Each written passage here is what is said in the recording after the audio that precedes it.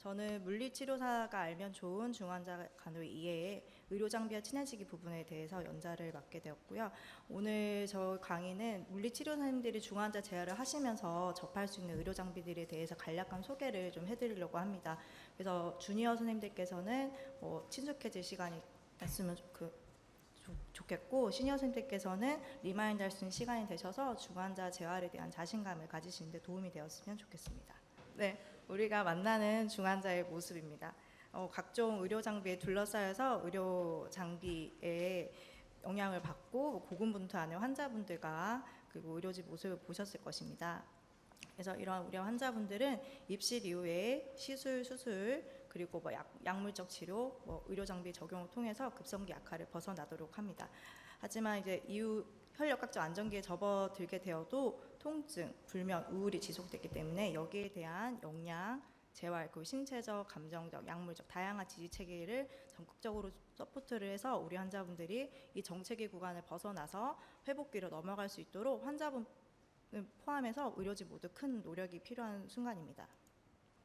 이런 우리 환자분들이 급성기 약화를 벗어나더라도 적절한 지지 체계를 받지 못한다면 위크니스에서부터 수면장애 등 신체적, 전신적, 인지적 약화를 극복하지 못하고 원래의 삶으로 돌아가지 못하거나 양질의 삶을 살 수 없을지도 모릅니다. 때문에 이런 우리 중환자분들의 회복을 위한 조력의 일환으로 우리 모두가 중환자 재활에 진심을 다한지도 모르겠습니다. 그래서 강의 목차는 다음과 같고 산소 관련 장비, 페이션트 디바이스, 라인 드레인 튜브에 이어서 재활 팁에 대해서 공유를 드릴 계획입니다. 산소 관련 내용은 다음과 같은 내용에 대해서 다룰 예정이고요. 옥시젠 테라피입니다. 인공기도가 없는 환자분에서 산소를 적용하는 시스템이라고 생각하시면 됩니다. 그래서 저유량과 고유량으로 나눌 수가 있는데 환자분의 임상 상태나 호흡 양상 그리고 ABJ 적용 전후 이걸 결과를 판단을 해서 산소 공급 방법을 선택할 수 있습니다. 그래서 저유량, 고유량의 차이를 보면은 고유량 같은 경우는 이렇게 에어 엔트레는 이렇게 원통형으로 생긴 게 있는데 베르누이 원리를 의해서 이게 유속이 빠르게 지나가서 환자한테 전달이 가능합니다. 그래서 환자 호흡 양상에 따라 산소 희석이 될 가능성이 큰 저유량에 비해서 원하는 FiO2 흡입 산소 분압을 정확하게 전달할 수 있는 이점이 있습니다. 하이플로 나잘 캐뉼라입니다. 앞서 말씀드린 고유량 산소요법의 일환이 되겠고 ILD 환자나 어큐트 하이폭세미아 아니면 하이포캄니아 등 산소화 개선에 좀 도움이 될 수 있는 장비입니다. 그래서 앞서 말씀드린 산소요법 좀 다른 거는 PB라고 호기 말에 폐포를 열어주는 역할을 조금 효과가 있기 때문에 산소화 개선이 조금 더 효과적이라고 볼 수가 있고 포스트 익스베이션 이후에 이제 기관 삽관을 하지 않도록 좀 막아줄 수 있는 그런 보조 역할도 할 수 있습니다. 이렇게 생긴 에어블렌더를 통해서 설정된 FiO2와 플로우를 환자한테 가온 가습기를 통해서 전달하는 시스템으로 운영되고 있습니다. 앞서 말씀드린 산소요법에도 불구하고 산소나 환기 문제가 지속이 되거나 스스로 호흡할 수 없는 멘탈리티에 문제가 있거나 기도폐쇄, 임상적으로 불안정한 사람에 대해서 인공기도를 적용하는 걸 생각해 볼 수 있습니다. 대체적으로 엔도트라케어 튜브를 퍼스트 초이스를 많이 할 수 있는데 이 해당 기간 치료가 2주 이상 장기적으로 좀 예상이 된다라고 하면 트라케어 캐뉼라로 전환을 많이 하는 추세입니다.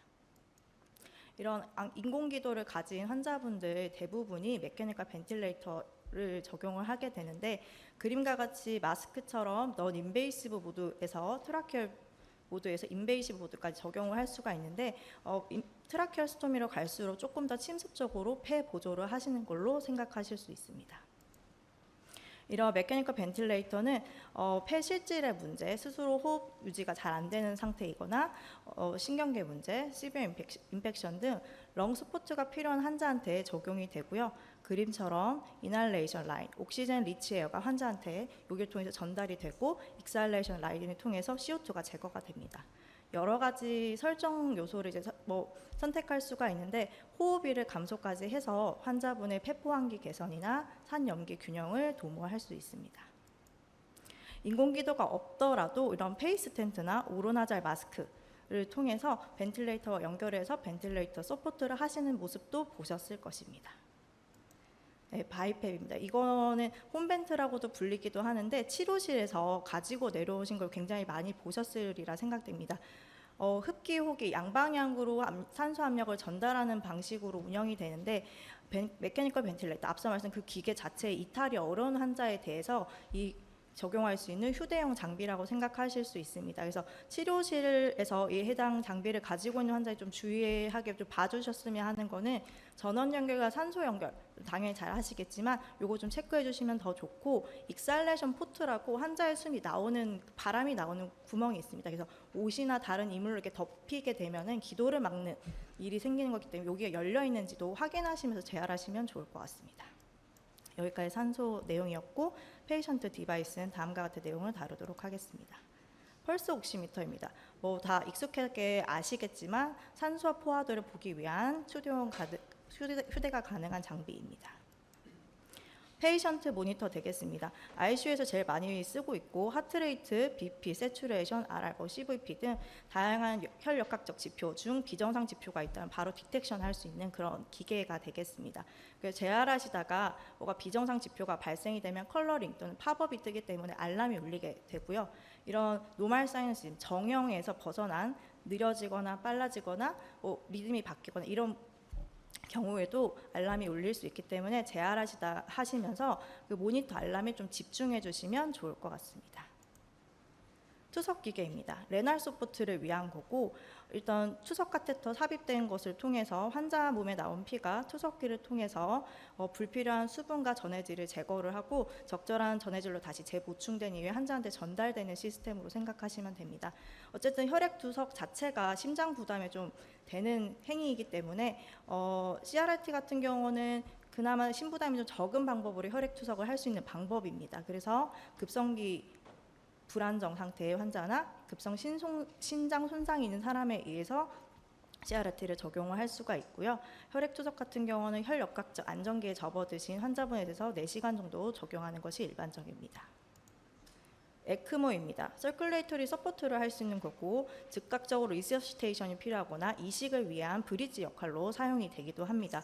그림과 같이 상지 또는 피모랄 하지인 페리페럴 어프로치를 할 때도 있고, 메인 풀모나리 아테리처럼 센트럴 라인 어프로치를 하게 됩니다. 그래서 이렇게 연결된 카테터와 기계가 연결이 돼서 목표하는 혈류 순환과 산소 개선을 적용을 할 수가 있습니다. 에크모 삽입 부위는 일반적으로 상지하지 내부에 할 수도 있는데, 환자분의 그런 임상 상태나 치료계 그리고 기간 내에 가용한 자원들을 근거로 단독룸에 원룸에 아니면 투룸에는 선택할 수도 있고 센트럴 라인 어프로치도 할 수도 있습니다. 어쨌든 큰 개념으로는 VV 에크모와 VA 에크모로 나눠서 치료를 하신다고 생각하실 수 있고요. VV 에크는 정맥과 정맥과 연결된 관인데 레스피레이터리 서포트에 주안점을 두고 있고, VA 에크모는 정맥과 동맥과 연결되는 카테터로 운영이 되는데 하트앤렁 서포트를 하신다고 생각하시면 됩니다.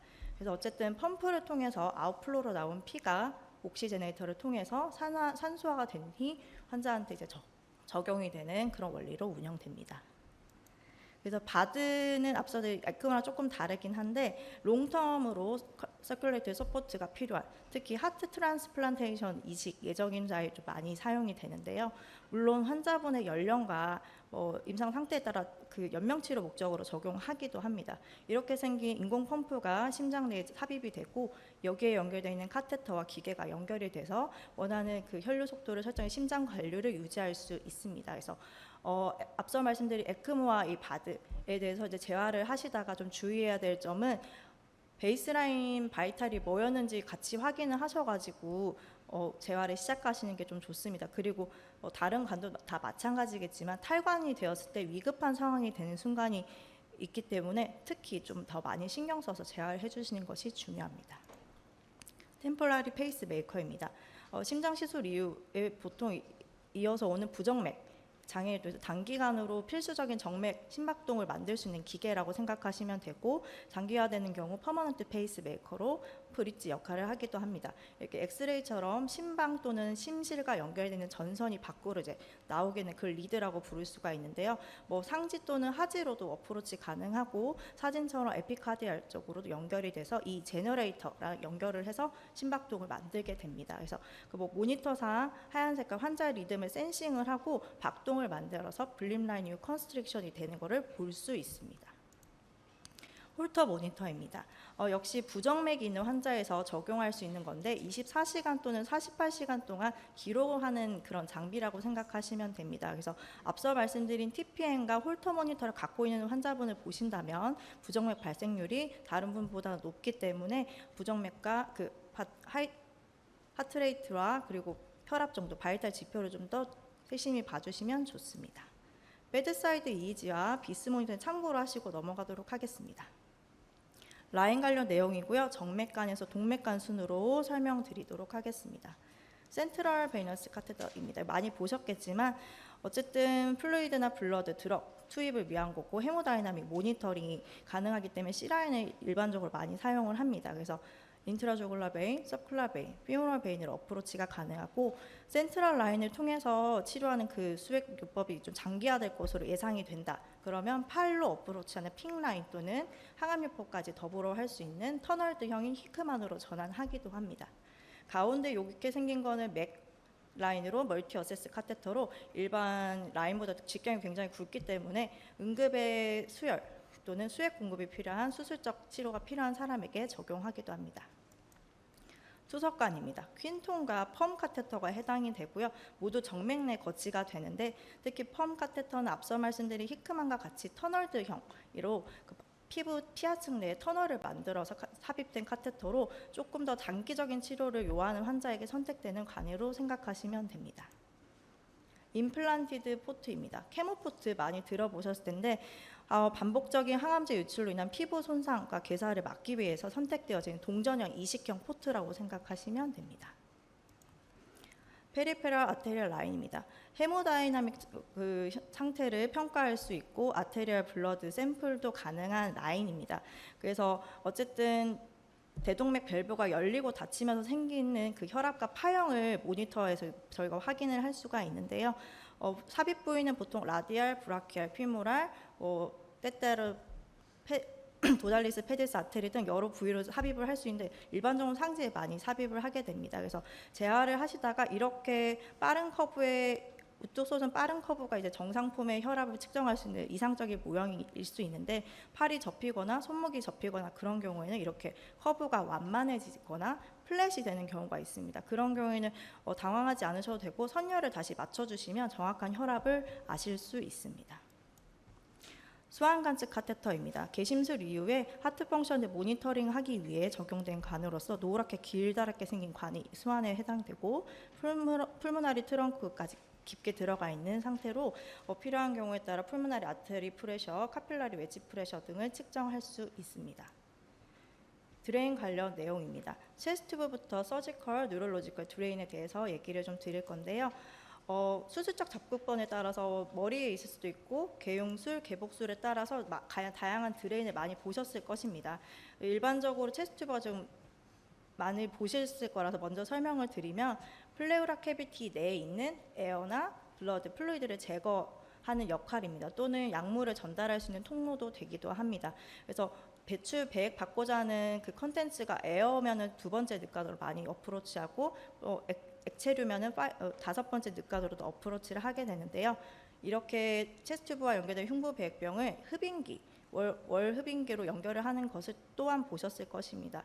요거에 대해서 운영되는 원리를 조금 설명을 드리면 월 석션과 연결되어 있는 그 프레셔 레귤레이터 바트를 통해서 압력을 조절을 할 수 있게 되고 워터실 바트를 통해서 기체를 수집을 하거나 환자한테 기체가 들어가는 걸 막아줍니다. 또한 마지막 플루이드 컬렉션 바트를 통해서 환자한테 나오는 그 배액을 받는 역할을 하는 3바틀 시스템 원리로 운영이 된다고 생각하시면 되고 이런 원리를 통해서 일정한 압력을 적용을 하면서 폐 확장 및 배출을 도모해서 치유에 도움을 준다라고 생각하시면 될 것 같습니다. 그래서 이런 체스트부, 흉부배액병을 가지고 있는 환자의 재활을 하실 때 주의할 점이 되게 위치가 발치에 있습니다. 그래서 재활을 하고자 하시고자 자리 이동을 하거나 침대 이동을 하다 보면은 이게 넘어지거나 꺾이거나 분리되는 경우가 분명히 있습니다. 그렇지 않도록 좀 잘 봐주시면 좋고 이렇게 그 흡인기와 연결이 되는 경우에는 버블링 소리가 부글부글 나게 돼 있는데 갑자기 재활을 고요해지는 경우는 어딘가 분리가 된 거니까 당황하지 마시고 담당 의료진 불러주시면 될 것 같습니다.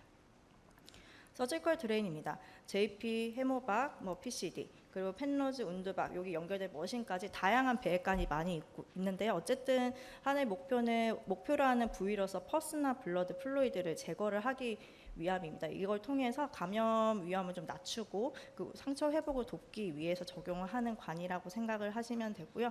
수술 절개부가 어디냐에 따라서 해당 부위 움직이는 가동 범위가 좀 달라질 수 있기 때문에 수술하신 분 같으면 어디 수술하셨는지 체크하시고 재활 진행하시는 것도 좋을 것 같습니다.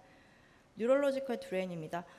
CSF 플로우드 시스템에서 이걸 배액을 받아서 감압을 하는 목적으로 적용을 많이 하는데 어프로치 방법에 따라서 EVD 또는 룸바 드레인으로도 나눌 수 있습니다.